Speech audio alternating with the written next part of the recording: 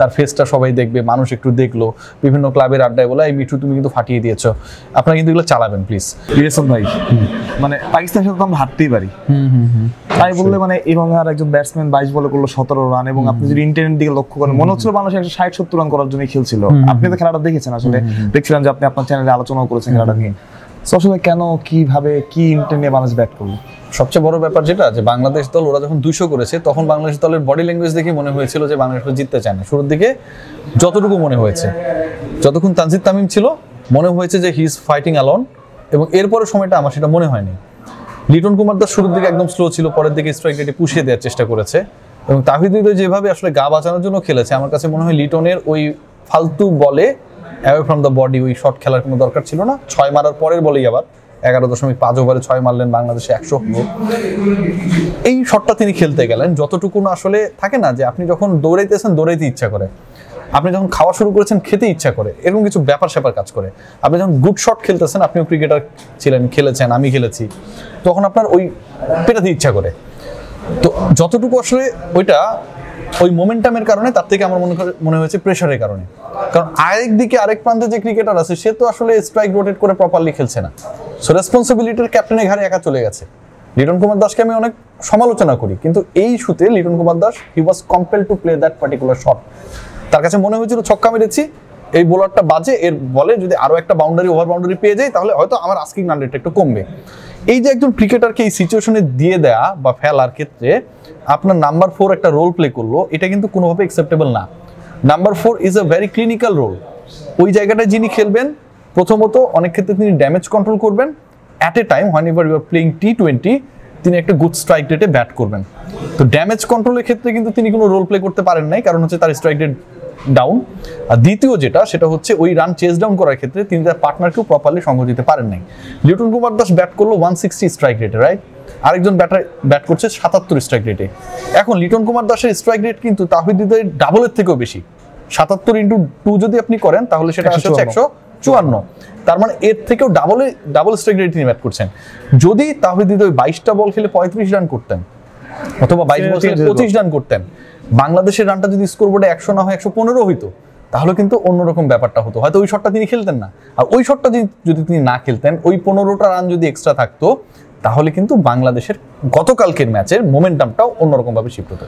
ভাই আমরা সবসময় বলি যে আমাদের অনেক পেসার আছে, কিন্তু আপনার কিছু মনে হয় না যে তাসকিন আর মুস্তাফিজ এই মুহূর্তে আমার মনে হচ্ছে যে অনেক পেসার থাকলেও আসলে এই দুইজনের দলে থাকা আবশ্যক?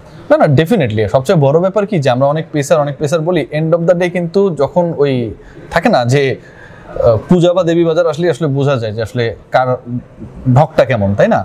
বাংলাদেশের পারফরমেন্স কেমন যখন তাদেরকে সুযোগ দেওয়া হয় তখনই বোঝা যায়।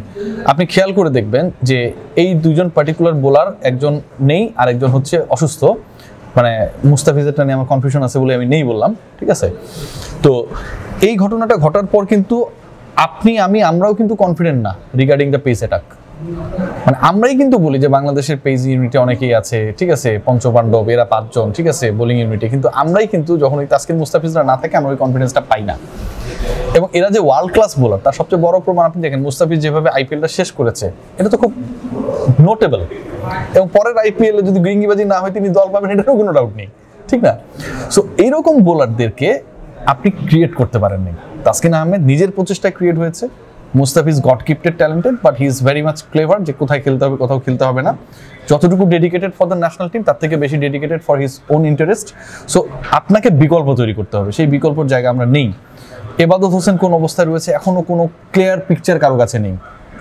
সৈয়দ খালেদ আদৌ T20-র জন্য কতটুকু পারফেক্ট, অনেক পণ্ডিত বলেন যে অনেক বিশাল বোলার, বাট আমার কাছে এখনো মনে হয় না। আপনি কতটুকু প্রপারলি অন্য যে দুজন বোলার এমার্জিং, একজন তো 50 উইকেটস পেয়ে গেলেন T20-তে, শরীফুল ইসলাম, দীর্ঘ সময় পর কিন্তু তিনি খেলছেন। গত 1 বছরে 2-3টার বেশি ম্যাচ খেলেন নাই। রোটেশন ওয়াইজ যদি আপনি পলিসি করেন তাহলে শরীফুল এত কম ম্যাচ কেন পেল, এটাও কিন্তু একটা পয়েন্ট। সো আপনি প্রথমত আপনার অ্যাসেট আছে, দ্বিতীয়ত আপনি সেটাকে কাজে লাগাচ্ছেন কিনা, মোবিলাইজ করতেছেন কিনা, সেটা গুরুত্বপূর্ণ। আপনার টাকা আছে, আপনি সেটাকে বস্তায় ভরে আপনি ফ্লোরের নিচে পুঁতে রেখে দিলেন, এটা কোনো কাজে আসবে না। এটাকে আপনি যদি মোবিলাইজ করেন না, তাহলে ওই টাকাটা বিভিন্ন জায়গা থেকে আরো টাকা আনার ক্ষেত্রে কাজ করবে। বাংলাদেশে অ্যাসেট আছে, বাট সেটা হচ্ছে ওই ফ্লোরের নিচে। সাকিবকে নিয়ে আপনারা ডিসকাশন করছে আপনার চ্যানেলে, এইখানে দাঁড়িয়ে হয়তো বা যে সাকিব আসতে পারে এরকম একটা ঘটনা, সেই ব্যাপারটা যদি একটু বলতেন, আসলে কতদূর এগিয়েছে বা কি ভাবছে বিসিবি সাকিব? না, এটা নিয়ে তো একটা প্রসেসের ব্যাপার। আপনি কোনো একজন ক্রিকেটারকে যদি অফ করেন অথবা অন করেন, ইটস আ প্রসেস। কারণ সেই ক্রিকেটার ততদিনই আপনার প্রসেসের মধ্যে থাকবে যতদিন পর্যন্ত সে আপনার ক্রিকেটার। সাকিব যদি এখন ডিসাইড করে যে সে একটা কোনো ফ্র্যাঞ্চাইজি ক্রিকেটে খেলবে, হি ডেফিনেটলি আস্ক ফর বিসিবি যে তার যেন এনওসিটা দেওয়া হয়। তার মানে কি, সে ক্রিকেট বোর্ডের সাথে একটা এগ্রিমেন্টের মধ্যে আছে। সো যেই ক্রিকেটার আপনার এগ্রিমেন্টের মধ্যে আছে, সেই ক্রিকেটারকে যদি আপনি অফ করেন বা অন করেন, আপনার একটা প্ল্যান থাকতে হবে। বিসিবি এই কথাগুলো বলে, ইফতেখার রহমান মিঠু ভাই এই কথাগুলো বলে, কারণ সাকিবকে নিয়ে কথা বললে আপনি আমাকে প্রশ্ন করবেন, তার এই বাইটটা সবাই চালাবে, তার ফেসটা সবাই দেখবে, মানুষ একটু দেখলো, বিভিন্ন ক্লাবের আড্ডায় বলে এই মিঠু তুমি কিন্তু ফাটিয়ে দিয়েছো, আপনারা কিন্তু এগুলো চালাবেন প্লিজ। তো এইগুলো যদি না চালান তাহলে আমি ইন্টারভিউ দিব না। তো এই ঘটনাগুলো যদি যখন ঘটে তখন সেটা হচ্ছে খুব বেশি আমার কাছে মনে হয় যে বাংলাদেশি ক্রিকেটের জন্য ডিস্ট্রাকটিভ। আমরা কথা বলি, আমরা যতটুকু ওটাকে কাজে বাস্তবায়নের জন্য বলি, তার থেকে আমরা বেশি বলি আমার এই কথাটা কতটুকু নিউজ সেন্স ক্রিয়েট করবে অথবা আমাকে মার্কেটে রাখবে। সাকিবকে নিয়ে আপনার কোনো প্ল্যান নাই। আপনি ওই যে দুদিন আগে গামিনীর সাথে ইবাদতে গ্যাঞ্জাম হয়েছে, কেন গ্যাঞ্জাম হয়েছে? কারণ ইবাদতকে নিয়ে আপনার প্ল্যান আছে, বোলিং কোচ নাজমুল তাকে নিয়ে কাজ করতেছিল। সাকিবকে নিয়ে যদি আপনার প্ল্যান থাকে, সাকিব কি হাওয়ায় প্র্যাকটিস করে ন্যাশনাল টিমে খেলবে? ন্যাশনাল টিমেও খেলবে কেন নিজে নিজে প্র্যাকটিস করে? ন্যাশনাল টিমের কোচিং স্টাফরা কি ফেলতে আছে তাহলে, তাই না? তাদেরকে তো ওই জায়গাটা করে দিতে হবে যে সাকিব আসো, তোমাকে নিয়ে কাজ করি। এই কথা বা এই কনফিডেন্স আপনি দিতে পারেন না, এইরকম ডিসিশন আপনি নিতে পারেন না। আপনার বলছে সাকিব ভালো করলে আমি নিয়ে নেব। কোথায় ভালো করবে? সাকিবকে তো ভালো করতে হবে। তার বোলিং অ্যাকশনের সমস্যা হয়েছিল, ঠিক হয়েছে, সেটা আরো যেন নিখুঁত হয় সেটার জন্য তো তাকে প্র্যাকটিস করাতে হবে। আপনার বোলিং কোচ তার সাথে কাজ করবে, আপনার স্পিন বোলিং কোচ তার সাথে কাজ করবে, তাদের কিন্তু খবর নেই। এবং যারা সাকিবকে নিয়ে বিভিন্ন সময় মিষ্টি মধুর কথা বলছে, তারাও কিন্তু এখন কিন্তু কথা বলে না, কারণ বিসিবি চাকরি পেয়ে গেছে। এই যে সালাউদ্দিন ভাই, এটাও রাখবেন, ফেলবেন না। সালাউদ্দিন ভাই এত কথা বলতো, কই সাকিব যে প্রসেসের মধ্যে নাই, এটা নিয়ে সালাউদ্দিন ভাই কিছু বলে না কেন? তার ক্রিকেট বোর্ডের লোকজনই তো বলছে সাকিবকে আমরা ভালো করলে খেলাবো। তাহলে তো ভালো করানোর দায়িত্ব সালাউদ্দিন ভাইদের, অথবা ভালো করানোর প্ল্যানটা দেওয়ার দায়িত্ব সালাউদ্দিন ভাইদের। অ্যাসিস্ট্যান্ট কোচ মানে তো তার রেসপন্সিবিলিটি শুধুমাত্র ওই ওয়ার্ম আপ করানো না, ব্যাটিং টেকনিক শেখানো না। ফিউচার নিয়ে অথবা প্রুভেন কোনো ক্রিকেটার যে আপনার ন্যাশনাল টিমের মধ্যে ঢুকবে ইন ফিউচারে, আপনার ক্রিকেট বোর্ডের দায়িত্বশীল ডাইরেক্টর সেই কথাটা বলছে, সে ব্যাপারে আপনার মাথা ঘামানোর কথা, আপনি তো মাথা ঘামাচ্ছেন না। এগুলো খুব ফানি লাগে আমার কাছে।